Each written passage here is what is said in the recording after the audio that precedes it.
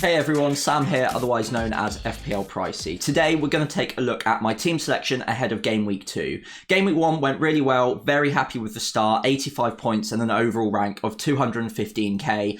Doesn't really matter that much at this point in the season, but it looks like the team is well set up for the weeks ahead. So without further ado, let's take a look at how I'm setting up for Game Week 2. So let's start off by looking at the goalkeepers, and I went in the end with a combination of Onana and Turner. They rotate pretty well. I think one of the key opportunities for rotation is Game Week 2. So this week, Turner goes up at home to Sheffield United. Meanwhile, Onana goes up away against Tottenham. Now, Onana got off to a good start, although quite a controversial start. Maybe he was quite lucky to keep a clean sheet against Wolves and lucky not to concede a penalty at the end there. But 9 points, very happy with the start. And he looks like he's ranking pretty high on bonus points and is going to get quite a few saves this season as well. So there is an argument to be made that away at Tottenham, he's going to make a lot of saves, and that could make up for the fact that he probably won't keep a clean sheet away at Spurs. However, Turner at home against Sheffield United, I think, is a really good opportunity for a clean sheet. Nottingham Forest, even though they lost to Arsenal, they only conceded an XG of under 1, which is really good away at the Emirates, and Turner looked like he was quite sharp in between the sticks. Sheffield United looked pretty blunt in attack in Game Week 1, so I fancy Nottingham Forest's chances of keeping a clean sheet in Game Week 2. So at the moment, I'm actually going for Turner ahead of Onana to start. Fingers crossed that the clean sheet comes through, because I'm not expecting too many save points from him. And if Onana does keep a clean sheet, he could be on for a monster haul. So it's an interesting one. I completely agree with the points anyone who are going with Onana are making, but I personally fancy Turner in between the sticks at the moment. So moving into the defence, and there are a few changes to what you would have last seen in Game Week 1's team selection. Now, that's mainly because of the deadline leaks we got on Friday. I was fortunate enough to be near my computer when the leaks came out, so I was able to react in time. Because of that, I changed my lineup to Saliba instead of Gabriel, which felt a little bit dirty, I'm not going to lie. And I also removed Stones and downgraded that position to a 4.5, who is a doggy, and he was on my bench in Game Week 1 rather than starting him, meaning that Chilwell came off my bench and started in Game Week 1 against Liverpool. I had high hopes for him anyway, as you will have seen in previous videos, so I was actually quite excited to be able to start him against Liverpool. No clean sheet, but he got the assist and he got bonus points as well, so really happy with his start, and I'm really happy as well to have him in my team already for the price rises and for the fixtures coming up. This game week, I don't think anything really needs to be discussed about Estupiñán. Wolves away from home, he got off to a great start, so I'm really happy to have him in my team for the next couple of game weeks, and he looks like he could even potentially be a longer term hold because he's so attacking down that left flank. He is a chance creating monster. I expect points to flow even in the games where it looks less likely for a Brighton clean sheet. Saliba away against Palace. I don't love the fixture. I think Palace have a good chance of scoring, but I prefer him over a doggy on my bench, and obviously Kabor, who sits third on my bench this week, doesn't have a fixture. So Saliba away at Crystal Palace, I don't mind. Now, Crystal Palace are really poor defending set pieces. So if you still have Gabriel and you weren't able to move him off before the deadline, I actually really envy you this week. I think he comes back in. I don't think that it's going to be a direct Timber replacement, but what I do think will happen is Arsenal will revert back to a more classic back four. So they'll start with both Gabriel and Saliba and then have two fullbacks. Gabriel in the air is an absolute monster. So if you have him, I would hold him for this game week and then maybe look at removing him in the game weeks to come, because he is probably slightly more of a rotation risk now than we have seen in the past. But for this week, I think he's safe. Saliba, I think, has less goal threat, so I'm not so excited about owning him, but the clean sheet prospects for the next few weeks for Arsenal are decent, and he looks like he should be fairly safe and secure as a regular starter in that back lineup for Arsenal. So happy enough with Saliba, but long term, I wish it was Gabriel, and I wish that Gabriel was completely nailed because I prefer the upside there much, much more. Chilwell as well, a player, like I said, really excited to have in my lineup for the weeks to come. Hopefully he doesn't get any sort of recurring injury. If he can stay fit at 5.6 million now, he is still great value, and I'm tipping him to be one of the top point scoring defenders, not only this week, but in the season in general, as long as he can stay fit. West Ham away, again, probably not the best chance of a clean sheet ever, but attacking returns look fairly likely when Chilwell's on the pitch, and West Ham away isn't the worst fixture ever, so there is the chance of the clean sheet as well, even though I don't think it's that likely. I think the likes of Jarrod Bowen have good opportunities to score against Chelsea, even though they did look tighter at the back than we have seen in recent seasons against Liverpool. On the bench, I've got a doggy, really happy with that. That was a last minute decision. Obviously, downgrading John Stones to a 4.5, I had to sort of rush to find my favourite 4.5. I did have it in the back of my mind that a doggy looked really promising. It was a slight risk that he might not be a regular starter for Tottenham, even though he looked really good in pre-season. But considering his Game Week 1 performance, I'm really, really comfortable with him for the fixtures ahead. Spurs fixtures after this game week look really good. And at 4.5 million, getting into that Spurs defence looks like a really good decision. Even though they don't look the tightest at the back, they look really good going forward, and Udogie was really high up on the pitch and involved in their attacks quite a lot, so I'm really happy to have him moving forward. And Cabor also, even though he doesn't have a fixture this week, really happy to own him. He played really quite well against Brighton, got himself into some pretty decent positions. I don't think too many clean sheets are going to come out of Luton this season, but Cabor at 4 million seems like probably the 4 million defender of choice at the moment. So pretty happy to have him. He'll be third on my bench most game weeks, maybe second in some, but yeah, no problem with Cabor whatsoever there.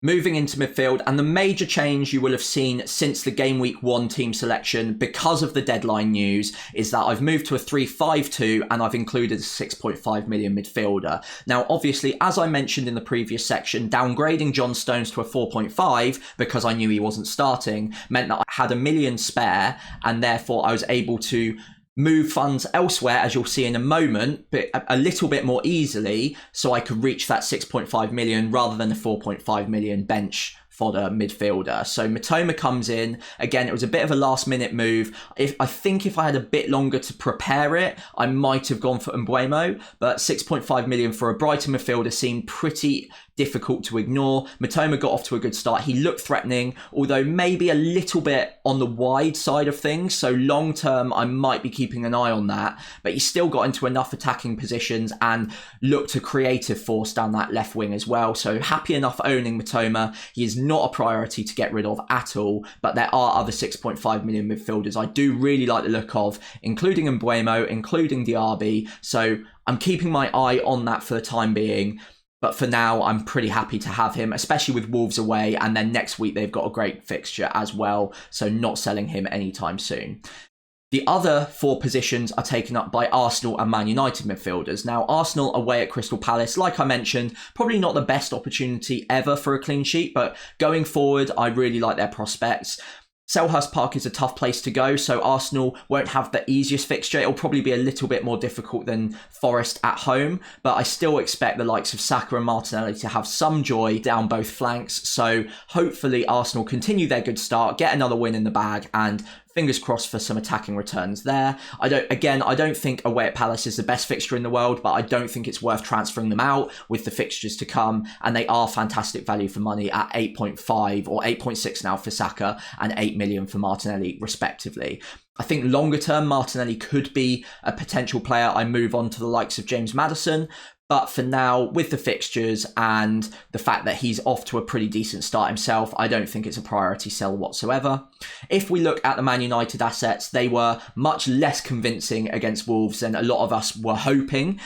They were quite lucky to win the game, but I think that might just be a little bit of a blip, and I'm still happy enough to own both Rashford and Bruno Fernandes for the next few game weeks to see how they get on. I think Spurs away is a pretty decent opportunity, especially for Marcus Rashford, to get in behind that high line that Spurs are playing. They'll play a high intensity pressing game now under Postecoglou, so I expect Rashford to have some joy there. Hopefully he moves back to left wing because I think he's much more effective there, but we'll see in game week 2. I don't think it's a priority sell whatsoever, especially not Rashford. Bruno at 8.5 million could be moved on, like I mentioned, to Maddison in a couple of game weeks, but for the time being, away at Spurs I don't think is the worst fixture ever, especially from an attacking point of view, so I'm pretty happy to hold Bruno and Rashford for the foreseeable. Last up is the strikers, and no surprise who's got the armband in my team at the moment, it's Erling Haaland. Now, obviously, Mo Salah represents a really good opportunity for a captaincy option this week,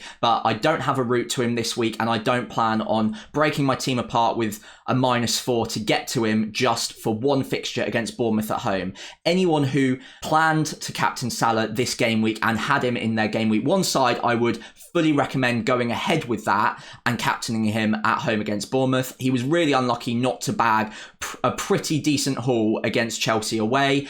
Obviously, a goal ruled out for a very marginal offside, and he hit the bar as well as assisting, which was a beautiful assist, by the way, as well. So on another day, Salah could have come away with a couple of goals, an assist, and 3 bonus points. So it could have been a bit of a monster haul. I felt pretty fortunate not to have to experience that as a non-Salah owner. This week, if I had Salah, I would 100% captain him, but as per my original plan, I don't have Liverpool assets in my team at the moment. I think other than Salah, it's pretty risky on any of the other attackers. I'm not 100% convinced that any of them get 90 minutes or even necessarily start against Bournemouth. So I'm not going to be moving towards any of them, even if I could do it with a free transfer this week. I think Liverpool's fixtures get a lot better in about 5 or 6 game weeks time, and that's when I'll really eye up bringing one of them in, hopefully when we've got a little bit more confidence on who's going to be a regular starter.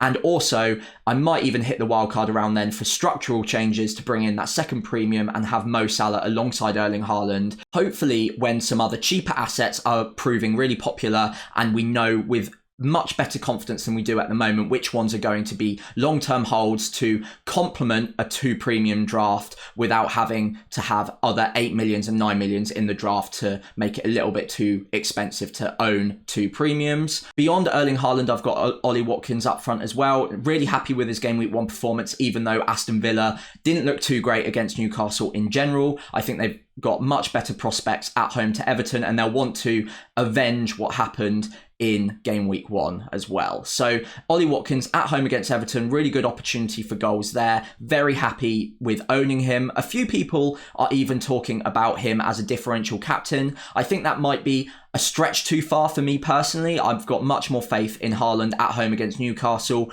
At home against anyone, Erling Haaland is a good captaincy shout, but I think in my team, he represents the best opportunity for me.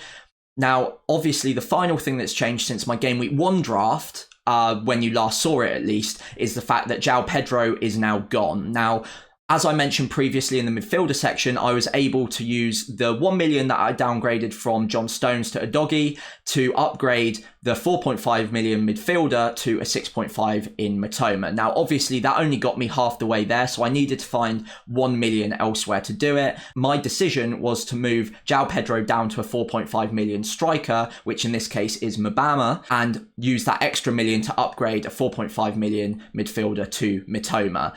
I think it was a bit of a gut call. Now, I really like João Pedro's prospects moving forward, and he does look like the cheap attacker of choice, and he's on penalties, of course, as well.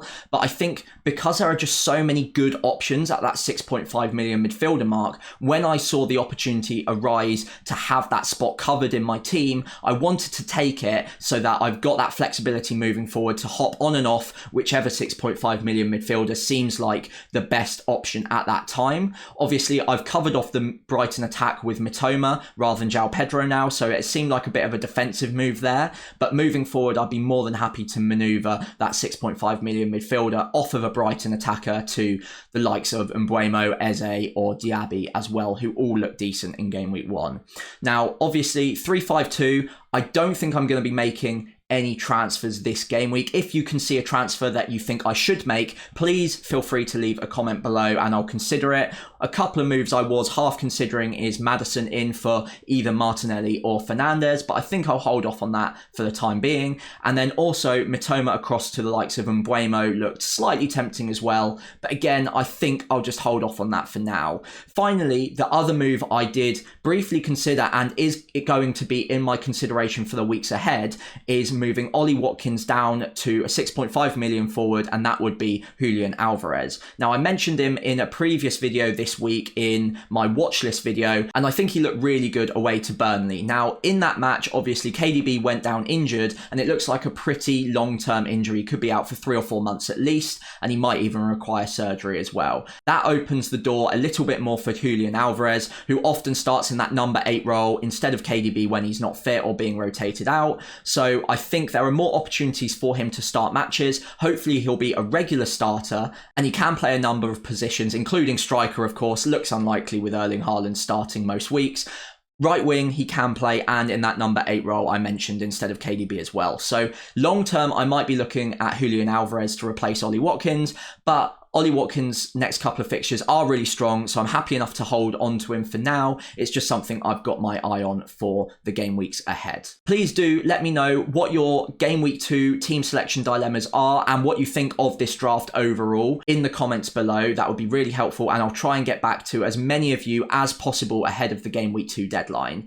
In the meantime, if you enjoyed my video today, I'd really appreciate it if you could like and subscribe to the channel just to help me get my video out there a little bit more. I've still got under 300 subscribers. It'd be amazing to get to that 300 subscriber mark before Game Week 2's deadline tomorrow. So if you could help me out with that, that'd be greatly appreciated. In the meantime, I hope you all have a fantastic Game Week 2, and I'll see you on the other side to start planning for Game Week 3 next week.